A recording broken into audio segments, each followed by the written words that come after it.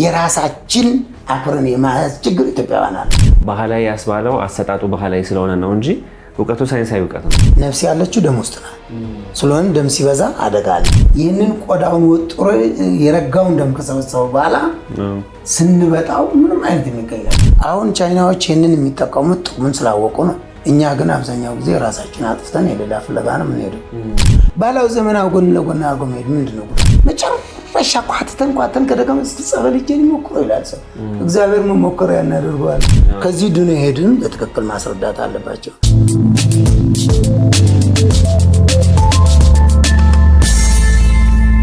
ያው ተመልካቾቻችን እንደሚያዩት ያው ይሄን እግሬ ከተሰራ ይሄን ይድናል ይላሉ። በየአጥንት መገጣጠሚያ ያለ ሬ ስለሆነ ሙሉ በሙሉ የሚነቀለው ሙሉ በሙሉ እዚህ ካለ ስናወጣው እዚህ ካለ ስናወጣው ነው። ካልወጣ በየመገጣጠሚያ ያለ ከ7 ዓመት በኋላ ግራ እግሬን ተያዘ። የግራ እግሬ እንደገና ልክ 6 ወር ታመምኩ። ገጥሜ ራሴ እንደገና በጣሁት። ለምን የጠፋ ይሄ ንብረት በመጥፋቱ 6 ወር ታመምኩ። ከዛ አባቴ ፈልጎ እቃውን አገኘ። እሱንም ራሴ መዳጫ አምጥቶ አባቴ በጥቼ አባቴ አልነካም ብሎ ራሴ በጥቼ ራሴን ስቤ አወጣሁት። እስከዛሬ ሪህ የሚባል ከአካሌ የለም።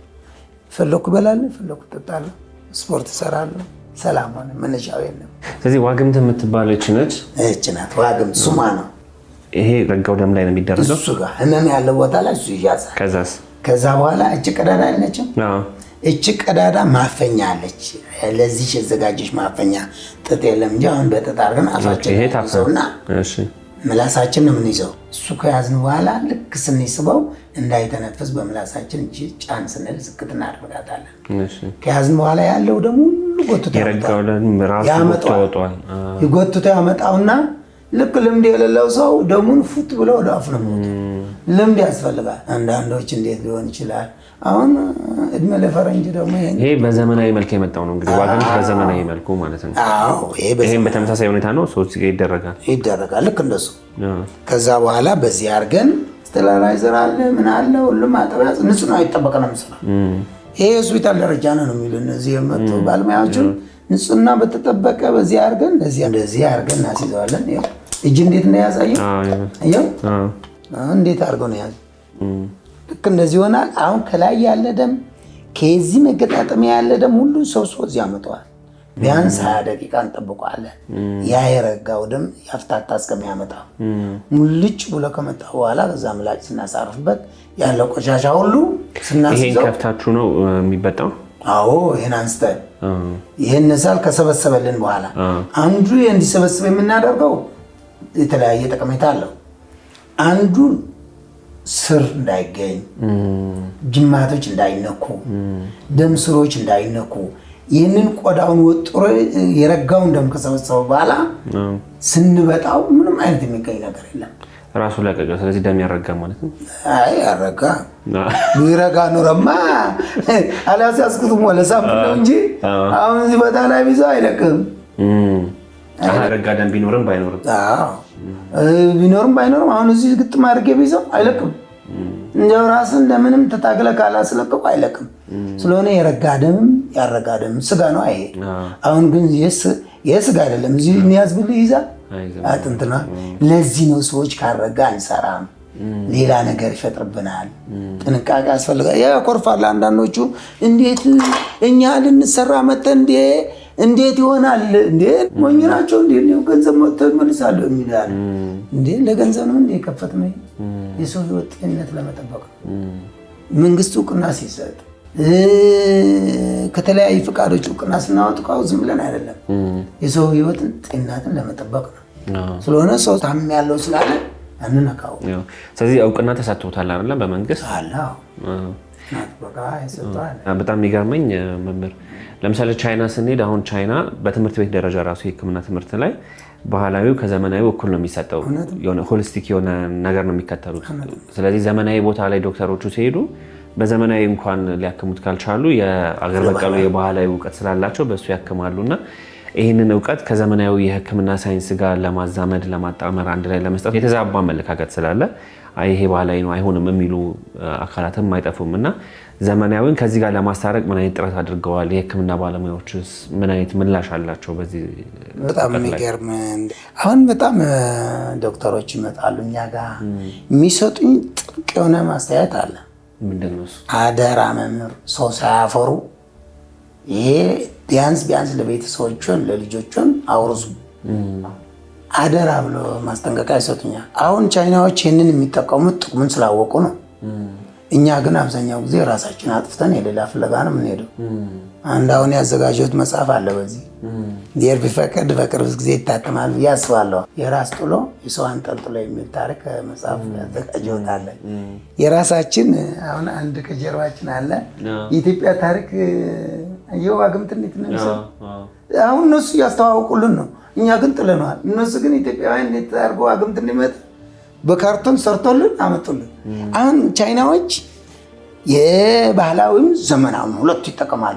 ባህላዊ ዘመናዊ ጎን ለጎን አድርጎ መሄድ ምንድነው ጉዳቱ? ጥቅም እንጂ ይደጋገፋል። አሁን ግን ከመንግስት አካላትም ጥሩ የሆነ ድጋፍ በርቱ አይዟችሁ የሚል ድጋፍ አለ። ኃላፊዎችም እንደዚህ መጥተው የታከሙ በጣም አበረታተውን። ምክንያቱም ብዙ ሻለቃዎች ብዙ ኮሎኔሎች ተታክሟል። ብዙ የፌዴራል ፖሊስ አባላት ታሰርቶ ሂደዋል። ለምን?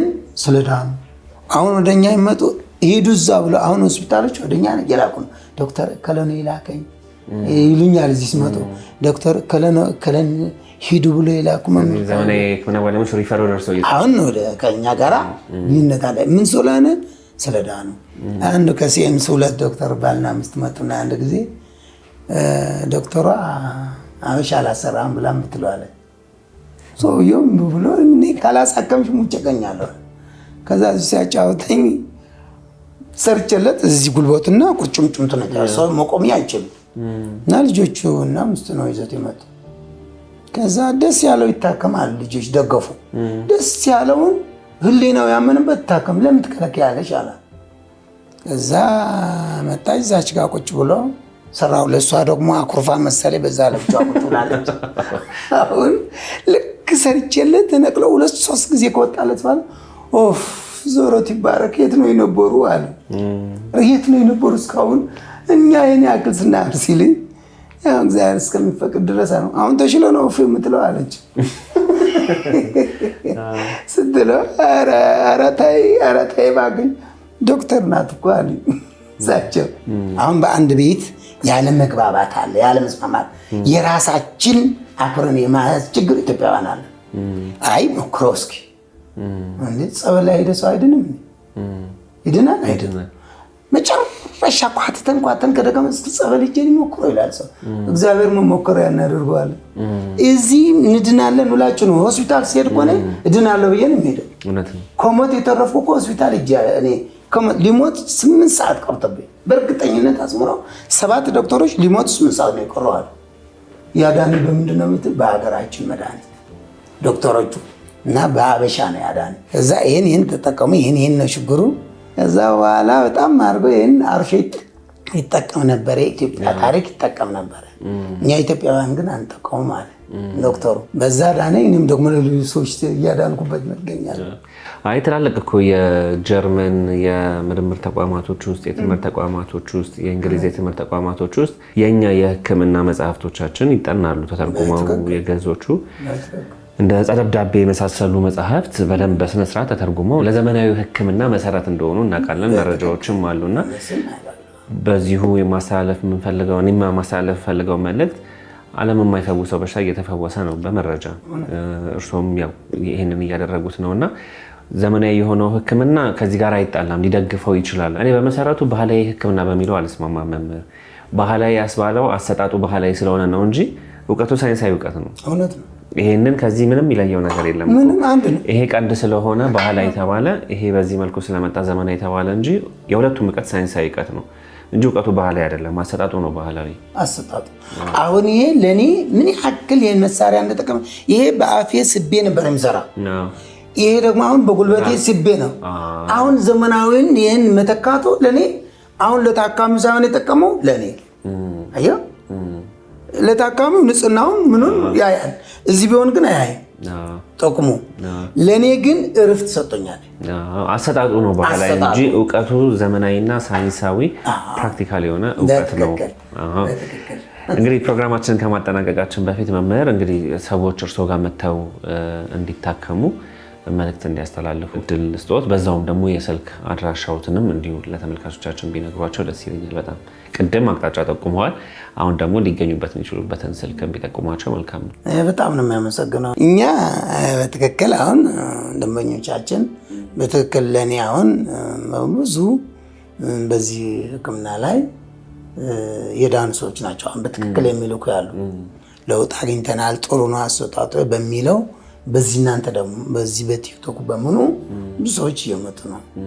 እኛ ደግሞ ትክክለኛ የሆነ ስራ ነው የሚሰራው ማለት ትክክለኛ ነው ሲል ሰዎች ሲያምኑበት ብቻ ይህን እንሰራለን እንደዚህ የለም ይህ አይሆንም እንዲያውም አይሆንም እያልኩ ነው የምመልሰው። ቆዩ የምትሰራው ከሆነ በደንብ አስረድተን ጊዜ ሰጥቼ ነው ቁጭ ብለን ተማምነንበት ነው የሚሰራው እንጂ ይህንን ስናደርግ አሁን ወደኛ ሲመጡ መምህር ንጉሰ ማን ናቸው ወይ ሐኪም ንጉሰ ማን ናቸው ስራቸው ምን ይመስላል ብሎ ግቢያችን መጥቶ አይቶ አሰራር ተመልክቶ የዳኑ ሰዎች ጠይቆ እኛን ሳይጠይቁ ግብ ላይ መጥቶ እዚህ ሲመጡ ውጭ ላይ ቁጭ ይላሉ። ልክ እንደ ቤተሰብ ሆኖ ነው እዚህ ሆኖ ቤተሰብ ጋብቻ የፈጸሙ ሰዎች አሉ።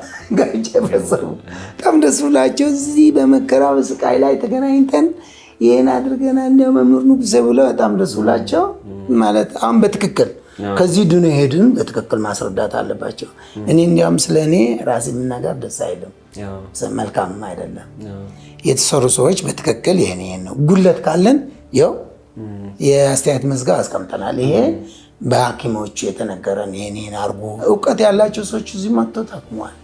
በጣም አገር የህዝብ ተወካዮች መጥተው ሰርተዋል። በጣም ደስ ያላቸው እንዲያውች ማስታገሻ ነገር ቢያደርጉ ይሉኛል። እቺ ምንድነው ማደንዘዣ ለኛ አይፈቀድማ መርፍ ለባህላው አይፈቀድም በዘመናው ነው ስለሆነ ይሄን አሁን ቫሪኮስ የሚባል ህመም አለ። በጣም ብዙዎች የሚጠይቁ እየደወሉ እየጠየቁ ያሉ ቫሪኮስ ማለት በደማችን ውስጥ ያለ ከባድ በሽታ ነው እና ቫሪኮስ ማለት በተለይ በጉልበት ላይ ከዚህ ከጭናችን ጀምሮ በጣም አደገኛ የሆነ የደም ዝውውር የሚዘጋ ደም ነው። ኃይለኛ ቀጭንም ደም ነው። ስለሆነ ያ ደም ቫሪኮስ ጋራ ከዩሪክ አሲድ ጋር ሲገናኝ ሰዎች በጣም ይመሙ ከአቅም በላይ ቆጠቁጣቸዋል፣ እንቅልፍ ያሳጣቸዋል። እና ይሄ ወደ 9 ሰዎች ሰርቻለሁ። ሲሰራላቸው እንደሬ አይደለም ጀመርኩት።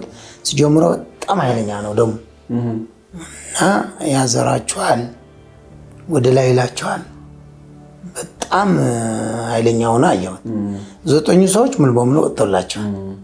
ነገር ግን የደም አወጣጡ በጣም ኃይል ስለሆነ መቆም አለብኝ ብዬ ወሰንኩ። ምክንያቱም ግሉኮስ የለም፣ መርፌ የለም፣ ምክንያቱም አይፈቀድልንም ይሄ ስለሆነ ይሄ የብዙዎች ጥያቄ ሆኖ አሁን ከኡጋንዳ የመጣ ሰው አለ፣ ከኤርትራ የመጡ አሉ። እዚህ በሽታ በጣም የተጠቁና አሁን ቅርብ ጊዜ ነው ያቆምኩት። ጉዳዩ በጣም ከባድ መሆኑን አይቼና ወደ ሆስፒታሎች ወደ ሌላ ዶክተሮች እንዲሄዱ ነው የሚያደርጋቸው ያለው። ምክንያቱም ሰዎች ሾክ እንዳያደርጉ ነፍስ ያለችው ደም ውስጥ ናት። ስለሆነ ደም ሲበዛ አደጋ አለ። እሬ በቀላሉ ቆጣጠረዋለሁ። ቫሪኮስም እዚህም ቢሰራው ቀላል ነው ይሰራል። ነገር ግን እዚህ መተኛ አልጋዎች ስለሌለ እንጂ እንደ ሆስፒታል ደረጃ ወደፊት ስናሳድገው ቢያንስ 2 ቀን ማረፍ ይጠይቃል እዚህ ሳይወጡ። ከዛ በኋላ ሙሉ በሙሉ ከወጣ ደማቸው ሙሉ በሙሉ ተቆጣጠረን ካቆሙ በኋላ መሄድ ይችላሉ። አሁን ምንድነው የገጠመ እዚህ ሰርቼ ደሙ ሙሉ በሙሉ ማቆም ያለኝ እዚህ አቆመዋለሁ። ከቆሙ በኋላ መንገድ ላይ ሲሄዱ ይፈታል፣ ደም ይለቃል። ከዛ ደም ካየ ሰው ይደናገጣል። ስለሆነ ቤታቸው ሄዶ መንገድ ላይ ቢፈታባቸው ደሙ ሙሉ ቢለቅ ሾክ ቢያደርጉ አደጋ ስለሆነ በሚለው ነው ለተመልካቾቻችንም መቆም አለበት። አንድ የጀመርኩት ጥናት አለ። እግዚአብሔርም ከረዳን ይረዳናል ብዬ አምናለሁ።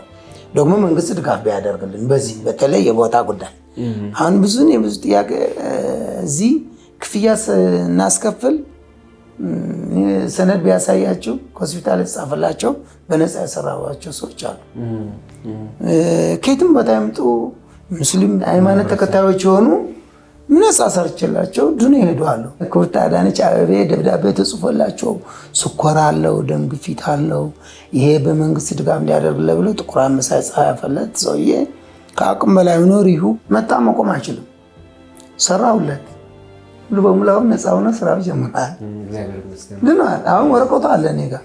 ሆስፒታሉ ጥቁር አንበሳ ነው የጻፈው። ያን ደብዳቤ ኮፒ አድርጌ ያዝኩት። እሱ ድጋፍ እንዲደረግ ዜጋ ነው። እንዲድን ደግሞ የኔ አስተዋጽኦ ማድረግ ግዴታ ነው። በዚህ ደግሞ የቦታ ጉዳይ ይህን ቤት አሁን 50 ሺህ ብር ነው የተከራዩ። ሰራተኛ አለ፣ ግብር አለ፣ ወጪ እዚህ የምታዩት እያንዳንድ ማቴሪያል ድሮ በነበረው አይደለም፣ ከባድ ነው ወጪው ከአቅም በላይ። ግን ሰው እንዲህ ዝቅ አድርጌ ዋጋም እንደገና ድሃውም ሁሉ እኩል እንዲስተናገድበት መንግስት ቢያግዘኝ የበለጠ እሰራለሁ በእርግጠኝነት። ዋጋም አስተካክለን አሁን ያለም የተጎድቼ ነው የምሰራው እውነት ለመናገር እንጂ ዋጋ ሲያወጡ የዳኑ ሰዎች ነው አሁን የሚሰራበት ዋጋ።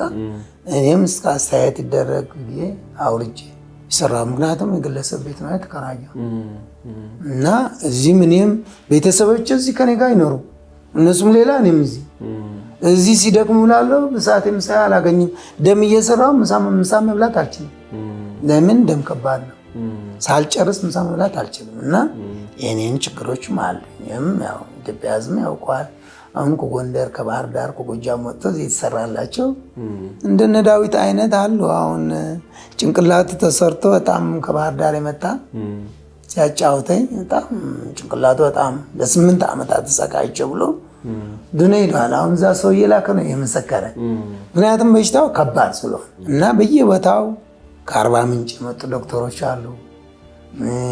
በመላው ሀገሪቱ ያልመጣበት ክልል የለም እና በዚህ አይነት እኛ ብንረዳዳ፣ በባህላችን ደግሞ ያለው የኢትዮጵያ ታሪክ ብናሳድግ፣ ሁሉም እንደየአቅሙ አስተዋጽኦ ብናደርግ ብዙ ነገር መፍትሄ እናገኛለን። ዓለምን ሙሉ ዙር ያለው ግብፅ ብቻ አልሄድኩም ያለ ያለ ሐኪም እና እዚህ መፍትሄ አግኝተን ድነዋል። እግዚአብሔር ረድተን